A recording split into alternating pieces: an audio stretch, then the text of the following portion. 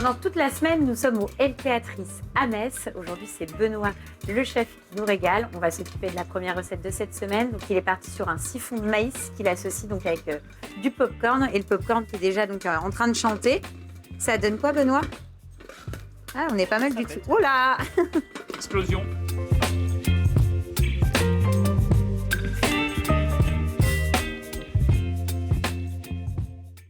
Donc là, c'est bon. Maintenant, on a notre popcorn. Donc, On est bon. Il est encore agressif. Il est encore vivant. Donc là, tu as tout simplement mis des grains de maïs. Des grains de maïs à popcorn. Avec quoi? Un petit peu de matière grasse? Un tout petit peu d'huile d'olive. Et ils sont vraiment agressifs. Oh, un tout petit peu d'huile d'olive. C'est bien parce qu'à la fin, il n'y aura plus de popcorn, on ne pourra plus en manger.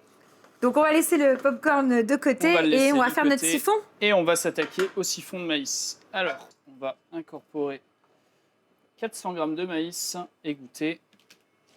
On va faire revenir le maïs, mais sans coloration, pour ne pas aller chercher d'amertume. La seule chose, c'est qu'il faut s'y prendre un petit peu avant. Il y a un léger temps de repos, parce qu'on va y incorporer de la gélatine. D'accord. Et du coup, on va le déguster froid. Voilà, c'est ça. Et ça se déguste froid. On va prendre une source de chaleur. On ajoute le whisky. Et tu flambes. Et on flambe. D'accord. Et on va mettre 200 g de lait. Tu rajoutes du lait. 200 g de lait. On va réhydrater nos feuilles de gélatine. Donc là, tu as mis 2 feuilles, hein, c'est ça? 2 feuilles de gélatine. En quantité de maïs, tu sais approximativement? On est sur 400 g de maïs pour 200 g de lait et 2 feuilles de gélatine. Okay. Hop, hors du feu, donc plus d'ébullition une fois qu'on a la gélatine dedans. Donc là, on va la passer. Hein. Voilà, là on va la mixer. Après, tu la mixes et après on tu la avec passes. le maïs et on passera ensuite au Donc il faut la passer parce que dès que tu mets dans un siphon, c'est quand même mieux. Ah oui, sinon ça risque d'exploser comme le popcorn juste avant. Hein, on a besoin justement d'avoir un appareil qui est complètement lisse, sans morceaux. Donc là, soit avec un blender, mixeur plongeant, ça à fonctionne. partir du moment où ça mixe, ça fera en sachant que le maïs est mou, donc ça va relativement bien mixer. Donc là, tu mixes. Voilà, on va mixer l'appareil jusqu'à avoir quelque chose de relativement lisse pour pas en perdre. Voilà. Hop. Là, en termes de prise, tu me conseilles de le faire combien de temps à l'avance? On va dire 2 petites heures dans un frigo bien froid. Il faut vraiment juste que l'appareil refroidisse et que la gélatine en fait ait le temps de faire son travail. Hop, on est tout bon. Donc on va le verser dans notre siphon. Donc à la technique des chefs. Hein. C'est ça. Bon, à la maison, si on a moins l'habitude de le faire comme ça, on peut prendre un entonnoir. Voilà, effectivement, ça peut être une alternative intéressante quand on n'a pas envie. C'est ça, voilà. Quand on n'a pas envie de tout salir. Voilà, on va aller le mettre au frais et puis on se revoit dans 2 heures pour voir ce que ça donne. Bon, j'espère que tu en as fait un d'avance. On va pas attendre 2 heures pour déguster. Non, on en a prévu un d'avance, donc là on va pouvoir regarder tout de suite ce que ça donne et dresser. Voilà. Donc là, tu vas les dresser en verrine? Voilà, on va les dresser en verrine, on va se faire une petite verrine. Donc on va tirer notre espuma.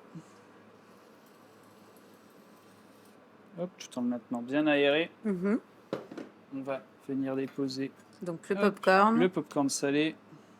Ouais, ce qui va apporter un petit peu de... Ça va lui donner un petit peu de mâche, un petit peu de texture. Hop. On va venir mettre quelques petites pousses, donc des micro-pousses. Là, on est sur du radis. Pour amener un peu de piquant. Hop. Un petit peu de piment d'Espelette. Un petit peu de piment d'Espelette. Et un peu de sel. Un tout petit peu de sel. Et voilà. Eh ben, on va goûter. Allez, allons-y. C'est parti.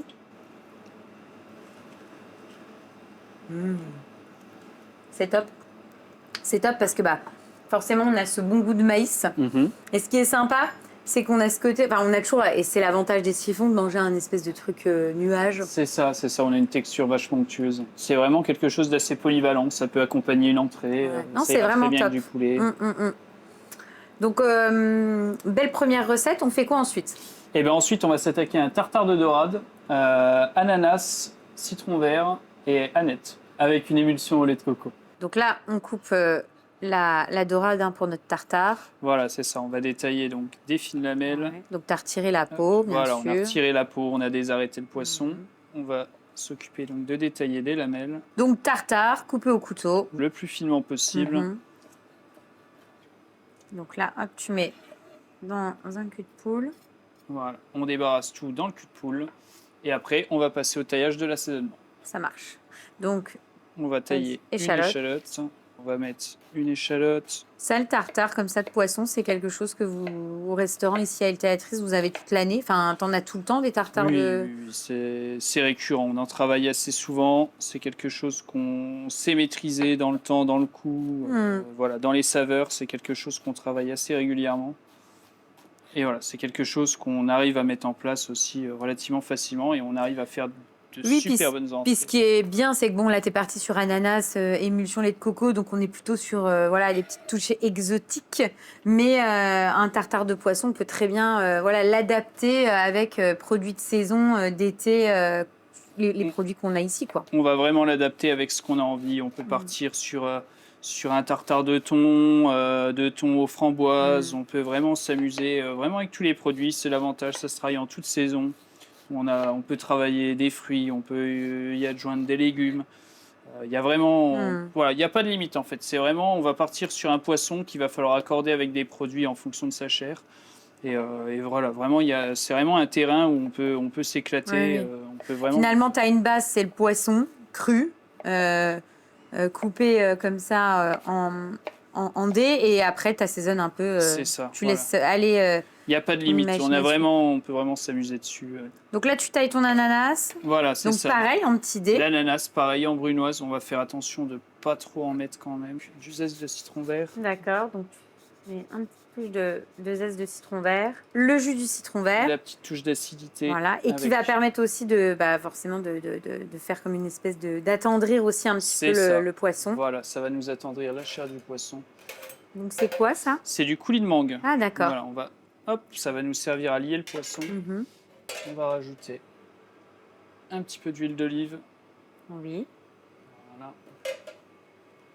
Du Donc, sel. Là, tu assaisonnes avec du sel. Du poivre du moulin encore. D'accord. Et encore une fois, pour relever, un petit peu de piment d'Espelette. Tu veux que je mélange? On peut mélanger. Et donc moi, je vais m'attaquer aux herbes. On va mettre un tout petit peu d'aneth. Ciboulette, aneth, on peut partir sur de la coriandre. Oui, c'est ce que j'allais dire, la coriandre, c'est bon aussi. On va partir sur l'émulsion, on va récupérer donc notre jus de citron. D'accord, donc là, dans la casserole, tu as juste mis du lait de coco. Hein. Voilà, on est sur vraiment que du lait de coco. On va récupérer le jus de citron pour l'acidité. Ok. Hop, on va rezester. Ah, tu vas rajouter aussi du zeste. On va rajouter encore du zeste de citron. Ouais, l'idée finalement de la recette, c'est vraiment d'apporter un gros coup de fraîcheur, quoi. Ah oui, voilà, on va être sur quelque chose de très frais. Et donc là, le lait de coco est froid, on le garde froid justement pour apporter encore une fois cette fraîcheur. Ah, tu t'en mets pas mal, hein, du zeste. Hein. Ah oui, il faut être généreux. On va lui apporter vraiment une belle touche de fraîcheur.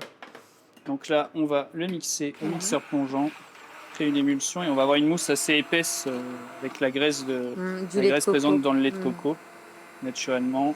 Hop. Donc là, on va dresser. Donc, assiette. Et tu vas mettre quand même au fond un petit peu de... On a nos assiettes et je vais mettre un tout petit peu de coulis. D'accord. De fruits exotiques. Donc encore une fois pour la fraîcheur. Hop. Ensuite, on va cercler notre tartare de dorade. Donc là, on est sur une entrée. Oui, on est sur une entrée poisson. Et on va être sur quelque chose de très très frais. Voilà, des notes exotiques, ça invite au voyage, ça invite à poursuivre la dégustation derrière. Et donc là, on va remettre un tout petit peu de zeste de citron bien frais dessus. Et ensuite, tu vas mettre son émulsion. Voilà, notre émulsion au lait de coco. En plus, effectivement, ce qui est top avec cette émulsion, c'est qu'elle se fait un peu toute seule. Tu n'as pas besoin d'artifice pour avoir ce côté émulsionné, quoi. Il n'y a rien d'ajouté. On est vraiment sur le produit brut. On est sur de la noix de coco, sur le lait. Et donc là, tu mets... Voilà, quelques copeaux de coco torréfiés. Oui. On est sur des petites micro-pousses, donc de pois chiches, qui ont un goût relativement neutre, mais qui vont venir agrémenter, on va dire, et décorer. Notre entrée. Et ben voilà. Découvert, on goûte? C'est parti. On y va, on goûte? C'est parti. C'est trop bon. C'est top. C'est vrai que moi, je suis une grande fan de tartare de poisson. Donc, ça ne peut que m'enchanter. Par contre, c'est la première fois que je goûte un tartare avec de l'ananas, comme ça, et du lait de coco. Je trouve ça vraiment... c'est une belle alternative comme ça au mois de février, de mars. C'est ça. Donc non, non, c'est top. C'est une belle recette. Et ce qui est bien, c'est quand on a tous les ingrédients finalement sous le coude, en 5 minutes, c'est fait quoi. On coupe, on assaisonne et on dresse, quoi. Ah oui, c'est Ça, quelque bien. chose de rapide à faire. Oh, c'est top. On fait quoi ensuite? Et bien ensuite, on va partir sur une Saint-Jacques rôti avec un risotto de pommes de terre, du parmesan et des noisettes. Donc matière grasse, L'huile d'olive, voilà. Échalotes les ciselées. échalotes ciselées. Comme un risotto. Enfin, on est Comme vraiment... un risotto classique. C'est ça. Finalement, on a mis de côté le riz, on a pris de la pomme de terre et ça sera exactement le même processus, quoi. C'est ça, voilà. On est vraiment parti sur la même base de produits. On va rajouter Donc, nos pommes de terre. Que tu as coupé, donc voilà, un petit peu dans l'esprit d'un grain de riz, un petit peu plus gros, légèrement plus C'est gros. ça, on est encore. parti sur grosse brunoise de pommes de terre. On va faire revenir donc avec l'huile d'olive. Donc dans la même philosophie qu'un risotto, tu vas mettre du vin. C'est ça, voilà. On va partir sur un vin jaune, donc un vin du Jura qui a une saveur qui est assez particulière, qui tire beaucoup sur la noix. Donc là, tu ajoutes ton vin jaune. On va ajouter le vin jaune. En quantité, là, tu as mis quoi? L'équivalent de... On a mis l'équivalent d'un demi-verre de vin, même pas. Oui, c'est ce que j'allais dire, même pas. Oui, c'est léger, c'est quelque chose de quand même assez puissant. Donc on va vraiment limiter. Et donc on voit tout de suite que le liquide épaissit. Et donc ça, c'est dû à la fécule de la pomme de terre qui va nous servir à lier. Et donc là, tu ajoutes de l'eau. On va ajouter de l'eau, on va mouiller à hauteur. Alors là, on va déjà partir, je pense, sur 5 bonnes minutes. Oui, et puis on verra. Ouais, on va voir, parce que la pomme de terre va cuire assez vite quand même. Et le but, c'est vraiment qu'elle garde de la texture, pas qu'elle parte en purée. C'est ce que j'allais dire, un peu comme un risotto. Il faut surveiller la cuisson. Il faut quand même qu'il y ait un petit peu, enfin voilà, qu'il y ait de la texture. Il faut qu'il y ait un peu de mâche. Voilà, faut qu'on arrive à garder de la mâche. D'accord. Qu'est-ce qu'on fait pendant ce temps? Et bien pendant ce temps, on va donc déjà pré-assaisonner nos Saint-Jacques. Oui, et on va les préparer, quoi. Les saler, ce qui va nous permettre de faire ressortir donc toute l'eau présente dans la Saint-Jacques et qui va lui apporter de la fermeté. Ah, tu vas garder le corail? Voilà, on va aussi poêler le corail. Ah, d'accord, ok. Donc là, on est pas mal? Oui, on est pas mal. Donc là, on va passer à la liaison du risotto. Donc, on va rajouter quelques noisettes pour la forme. D'accord, ok. Voilà. Donc entières. Hein. Entières, on ne va même pas les concasser, on va vraiment les mettre entières. On va apporter du croquant, du mascarpone. Oui. Hop. Donc ça va lier l'ensemble. Et donc là, on va baisser le feu pour éviter l'ébullition, pour pas que la graisse, le gras qui est dans le mascarpone tranche. Et le temps qu'il fonde, on va rajouter du parmesan. D'accord. Donc on est sur un beau morceau de parmesan, il va y en avoir pas mal. Hein. Oui, voilà. Là, c'est ce qui va vraiment nous servir. Tu vas pas tout mettre. Hein, non, on va pas abuser à ce point-là. Mais on va quand même être généreux sur le fromage pour avoir une belle liaison du risotto. Bah, puis en plus, pommes de terre, fromage. Oui, voilà, on est sur des classiques. Ouais, ça marche bien. On maîtrise ça en France. Hein. Normalement, le pomme de terre, fromage. Donc là, il est terminé, notre risotto de pommes de terre. On va cuire nos Saint-Jacques? C'est ça, on va passer à la cuisson des Saint-Jacques. Une matière grasse. Oui. Et le but, c'est qu'elle reste vraiment très peu dans la poêle. On va vraiment la saisir sur ses deux faces, la retirer de la poêle et laisser la température se diffuser au cœur de la Saint-Jacques. On est sur des petits produits, ça cuit assez vite. Oui, pour vraiment maîtriser la cuisson, on est sur quelque chose d'assez rapide. Et on va démarrer les coraux. D'accord. Tout de suite, qui sont un peu plus longs à cuire. Et là, ensuite... Et ensuite, les Saint-Jacques. Voilà. Et on va mettre à peine 30 secondes par passe. Hop. Bah en plus, l'avantage des coraux, c'est que ça met un peu de couleur dans l'assiette aussi, quoi. C'est ça, ça va apporter de la couleur, du volume, un peu de texture, et puis vraiment ce côté marin qui est intéressant. Là, on va très peu marquer la première face, quasiment pas la colorer. On va baisser un tout petit peu notre feu. Et là, tu vas nourrir avec un peu de beurre. Et on va nourrir avec un peu de beurre. Tout à fait. Une belle coloration. Et après, tu les arroses. Et on les arrose. Pour vraiment donner le goût de noisette. C'est ça, voilà, qui va.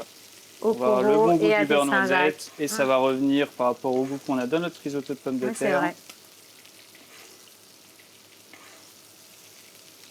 Et voilà, on va pouvoir débarrasser le Saint-Jacques. Super. Donc on débarrasse et puis après on a quoi? On n'a plus qu'à dresser. Et après on n'a plus qu'à dresser, voilà. Et donc on va passer au dressage. on va disposer notre risotto de pommes de terre. Donc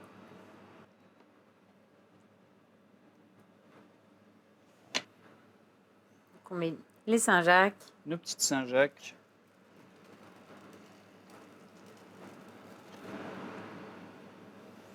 Hop. Et donc, pour ajouter un petit peu de fraîcheur, on a préparé quelques petites herbes qui vont venir. Hop. Servir quasiment d'assaisonnement à part entière.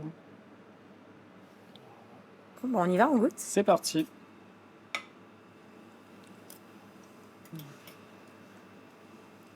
C'est top. Alors moi, perso, je trouve ça vraiment bien. Parce que j'avoue que le risotto, j'ai l'impression qu'on en a beaucoup mangé, on en mange beaucoup. C'est ça, on en voit partout. C'était un peu, ça commençait à devenir un petit peu pas ennuyant, mais c'est vrai que voilà, ça fait plaisir de finalement découvrir une pomme de terre, parce que c'est la première fois que je fais un risotto de pommes de terre. Je l'avais déjà fait avec d'autres légumes, céleri, etc. Ou des petites pâtes. Et c'est vrai que je trouve qu'avec la pomme de terre, ça se marie vraiment très très bien. Bah, en même temps, associé avec fromage mascarpone, c'est super gourmand. Voilà. On a bien ce petit coup de noisette qui fonctionne très bien. Ça crée du lien finalement. On a Saint-Jacques, vin jaune et noisette. Donc c'est cohérent. C'est ça. Et c'est bon. Eh ben, c'est gentil. Gourmand. Non, c'est vrai que ça fait quelque chose qui est assez gourmand et ça nous sort du riz classique. C'est ça. Voilà. Ça change un peu. C'est ça. Prochaine recette, donc c'est Nicolas, Oui. l'autre chef qui va cuisiner avec nous. Est-ce que tu sais ce qu'il a prévu? Alors, il me semble avoir entendu parler d'un magret de canard aux framboises avec déclinaison de carottes.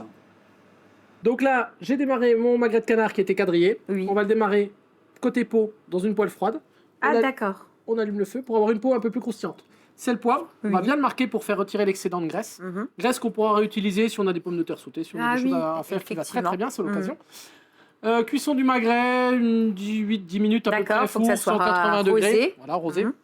On peut laisser reposer quasiment le temps de cuisson. Et on peut s'occuper des carottes tout en surveillant le magret? Alors, on peut s'occuper des carottes, mais les carottes, comme elles sont jolies, elles sont petites, elles sont fines, on va pas les éplucher. Volontairement, on va garder le côté très naturel de la carotte. Oui, puis comme elles sont fines, la peau est toute fine, enfin, t'as rien à Il n'y a retirer rien là. à retirer. Donc là, elles ont été lavées, bien sûr. On va juste les mettre à la poêle. Donc on va les cuire glacés, classiques. On les finira un petit peu grillés pour apporter un petit peu de couleur en fin de cuisson. Donc là, on va retirer une première fois la graisse. Oui, tu vas la retirer au fur et à mesure. Donc là, notre magret qui commence gentiment à quadriller. On a une jolie coloration en démarrant dans la poêle froide. Ouais, tu veux vraiment que la peau, elle soit bien Qu'elle soit bien croustillante, et c'est surtout que l'excédent de gras soit parti, puisque le magret, ce qui est intéressant, c'est d'avoir une protection avec la graisse, mais c'est pas la peine d'avoir un excès de graisse. Vraiment de le retirer. Sinon, on s'aperçoit que la peau est jolie et le quadrillage est bien régulier. Donc là, notre magret, voilà, joli. Là, tu le retournes. On retourne. On marque un tout petit peu. D'accord. On va pouvoir le glisser au four 7-8 minutes. 7-8 minutes. Ouais, à peu près.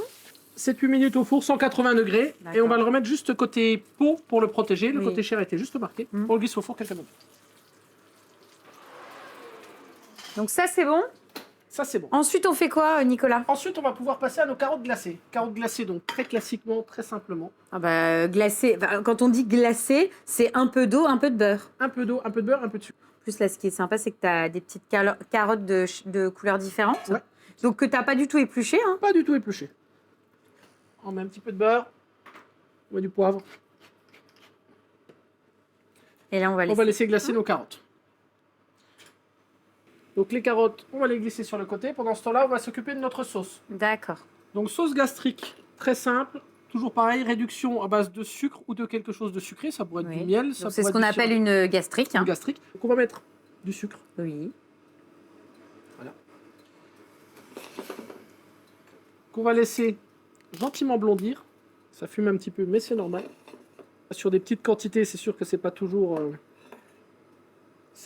plus facile. Pour avoir quelque chose.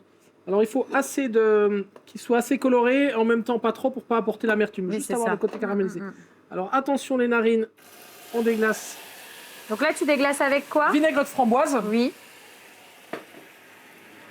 Alors on aurait pu ajouter, si on souhaitait, un petit peu de pulpe de framboise, mais on va rajouter de la framboise fraîche. Donc, on va mettre donc tu les mets comme ça entières, hein, les framboises fraîches. Elles vont apporter la liaison à la sauce. Et on va mouiller avec un fond brun de veau en l'occurrence, on aurait pu être sur un fond brun de volaille. Donc un fond brun. Voilà, un fond brun. Et là, elle est terminée. Enfin, c'est aussi rapide que ça. C'est aussi rapide que ça. C'est pour Tu ça. sais, souvent, les sauces, tu t'en fais tout un monde. Bah, on en fait tout un monde parce que la base aussi, Oui. nous, on fait nos fonds en amont, Bon, tout après, ça. à la maison, À la on peut maison, utiliser, alors, il existe des petites barquettes qui sont très bien d'accord, faites. oui. Qu'il faut, voilà. C'est sûr qu'à la maison, on va pas toujours s'embêter, mais il faut pas hésiter quand vous avez un petit reste de rôti ou un poulet ou un machin. On garde les petits jus qui restent, on met ça même dans le congèle, on se fait ces ouais. petites barquettes plutôt que des fois d'utiliser des produits Oui, industriel. On a des choses très sympas à la maison, on ne s'en rend pas toujours compte, des fois ça finit dans la poubelle et c'est bien dommage. Donc les carottes, on va arriver en fin de cuisson. Ouais. Tu m'avais parlé d'une déclinaison de Tout à carottes. fait. On avait fait aussi en amont Oui. la même chose uniquement avec de la carotte orange. Oui. Qu'on avait retiré bien évidemment La fan. la fan et on les mixe monté au beurre tout D'accord. simplement. Et On ça obtient donne une purée de carottes tout lisse simple. tout simplement, bien montée au beurre, Oui. bien relevée. D'accord. Donc là, finalement, tu attends qu'il n'y ait Donc là- plus du tout de jus. Voilà, que l'eau de végétation et l'eau de cuisson se soient évaporées. Et après, tu vas vraiment... On va légèrement les retirer comme on avait mis du sucre dedans, elles vont caraméliser automatiquement. Donc on cherche pas à avoir de l'amertume mais juste avoir un petit peu un côté un petit peu grillé sur la périphérie de la carotte. Oui, un côté un peu gourmand. Voilà. Pendant ce temps-là, on va pouvoir sortir notre magret et le mettre à reposer pendant que les carottes terminent de glacer. Justement, le magret, tu me conseilles de le faire reposer pendant combien de temps? On dit le temps de cuisson. D'accord. Donc il a cuit 7-8 minutes. On va le laisser reposer aussi 7-8 minutes. Donc là, on part pour 7-8 minutes On laisse tranquille. au repos. Voilà. Alors, on va dresser sympathiquement nos petites carottes. Donc on va bien caraméliser. Alterner un peu les couleurs. Pareil de l'autre côté. On va pouvoir mettre dessus quelques petites framboises pour apporter un peu de couleur. Mhm.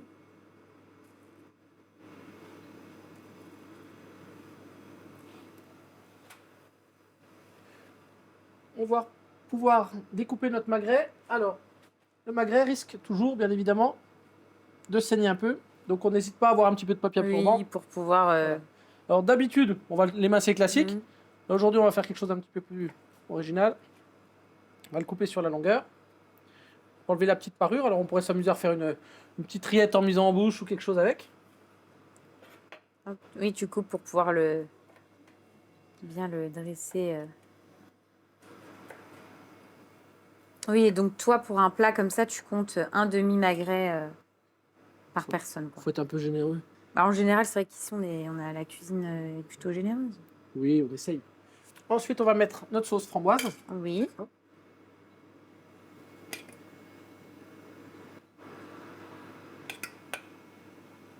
On peut remettre un peu de fleur de sel. Un petit coup de moulin Un à petit coup de poivre. poivre, voilà, pour relever un petit peu l'assiette. On a des belles petites pousses de petits pois. Et la purée, tu la mettras où? On la met juste à côté. On sait que tu l'avais oublié. J'aurais pu. Je me suis dit, il a oublié la purée. Et effectivement, il avait oublié la purée. Donc on va mettre une petite larme de purée. Comment rattraper? Merci Et Valentine. finalement, tu as vu, en plus, c'est bien, une petite quenelle comme ça. C'est joli comme tout. Bah oui, Ah, parfait. j'aurais pas fait mieux. Voilà, on va pouvoir passer à la dégustation. Eh ben, super, on goûte. On y va, on goûte? On y va.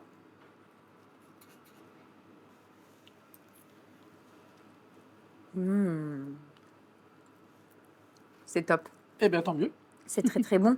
Bah, c'est vrai que c'est sympa parce que le mariage entre la carotte qui a des petites touches sucrées, en plus on les a un peu caramélisées avec le... Et puis, T'as l'acidité C'est ça. du vinaigre qui vient équilibrer l'ensemble du plat.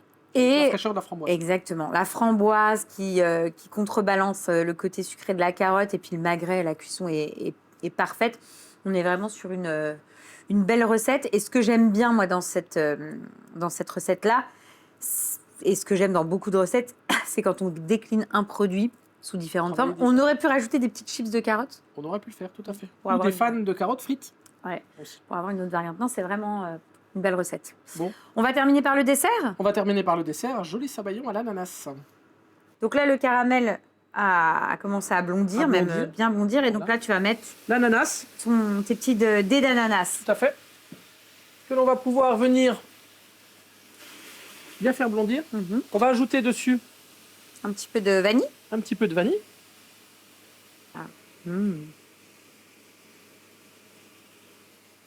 Voilà.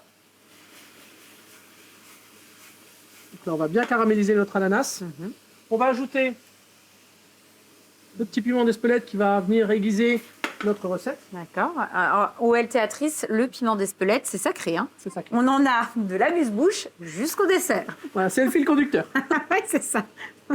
On va pouvoir mettre un petit peu de citron vert. Donc tu mets un petit coup de zeste de citron Un petit peu vert. Et on va pouvoir flamber. Une fois que c'est... Et donc tu vas flamber avec quoi? Un peu de rhum. Mhm. On va le laisser compoter. On ne veut pas qu'il soit trop brun pour pas être D'accord. trop amer. Donc on va mettre... Un petit peu. Valentine aime le rhum, donc on va mettre du rhum. Non mais tu me fais passer pour... Pourquoi? Non. Ça sent bon, remarque. Ça, c'est un peu les vacances. Hein. Ouais, c'est vrai. On a le soleil dans la poêle. On réserve alors. On va continuer. Il va continuer Quand même tout doucement à cuire. à compoter. Enfin, compoter. On veut garder un côté croquant. On va en profiter pour faire notre réduction de notre sabayon. D'accord. Donc tu mets... On met un vin de rhubarbe Oui. de région tant qu'à faire, Mhm. avec un peu de sucre. D'accord. Alors on va mettre le reste de notre petite gousse de vanille qui va infuser à l'intérieur. Mhm. Donc le sabayon, grosso modo, on réduit de moitié. D'accord. On va ajouter nos œufs, bien émulsionnés, Mhm. en limitant la cuisson, en faisant attention de ne Ouais, pas ouais. monter trop en température pour ne pas faire trop coaguler l'œuf. C'est ça. Une fois qu'elle va être bien émulsionnée, on va couper la cuisson avec de la crème montée. D'accord. Et après, on aura notre ananas, notre sabayon. On passe au four, un petit coup Et de puis chalumeau. c'est bon. Là, on est pas mal en réduction. On va laisser juste baisser un peu en température notre D'accord. casserole. On peut ajouter un peu de zeste de citron qui Oui. va infuser aussi dedans, Un petit peu de piment d'Espelette. Non, si ça te fait plaisir. mais je te... On peut. On va retirer la gousse de vanille qui sera quitte de nous mettre des bâtons dans les roues pour l'émulsion. Hop.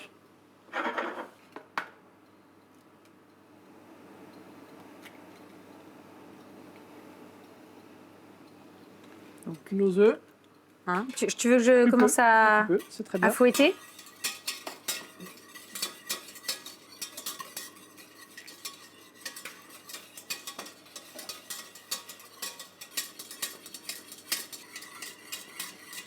Je te reprenne. Ouais, vas-y. Allez. Allez.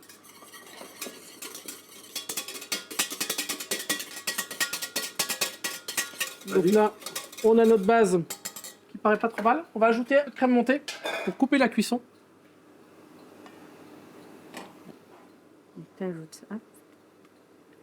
Voilà. Et on va pouvoir monter directement notre sabayon Dans les assiettes. dans les assiettes. Donc tu mets donc ton ananas. L'ananas. Est-ce qu'on aurait pu, par exemple, mettre un fond de sablé ou de choses comme On ça? aurait pu avoir ça. On aurait Ça, pu... tu peux mettre un fond sablé, tu mets ça et tu mets ton sabayon dessus. Tout à fait. On pourrait même, dans le pire ou dans le meilleur des cas, imaginer une petite tartelette aussi. Mmh. Petite tartelette sablée. On aurait pu avoir de la framboise pour apporter, bon, on l'avait déjà travaillé avec le canard, mais qui se serait très très bien marié avec la préparation. On va mettre dessus notre sabayon, donc avec les zestes de citron. Mmh. On va passer une petite minute au four. D'accord. Un petit coup de chalumeau dessus pour finir de gratiner l'ensemble de la préparation. Et au four, tu vas le laisser combien de temps? Faut mettre en mode grill? Alors, on peut le mettre dans le four en mode grill, mais après, on peut le mettre aussi simplement pour tempérer un petit peu le fond d'assiette, pour le faire à peine coaguler. Mhm. Il souffle un petit peu. On va être sur 30-40 secondes, c'est D'accord, vraiment ok. 180 degrés. Ok. Tiens, bah vas-y. Hop, je te donne notre assiette. Donc là, après, on gratine Après, et on on gratine. goûte. Et après, on goûte. Donc, on a notre sabayon qui a légèrement soufflé. Mhm. Et donc là, tu vas terminer avec On va mettre un petit coup de chalumeau pour gratiner le dessus. Voilà. Alors, on pourrait le servir avec une boule de glace vanille. D'accord. On pourrait le servir tout simplement comme ça. On peut mettre une petite salade d'herbe. On pourrait mettre des agrumes. Petite salade d'agrumes. Alors, je sais pas, qu'est-ce qui te ferait plaisir, Valentine? Ou naturel? Non, simple. Oh, naturel. Simple et efficace. Simple et efficace. Eh bien, on y va comme ça.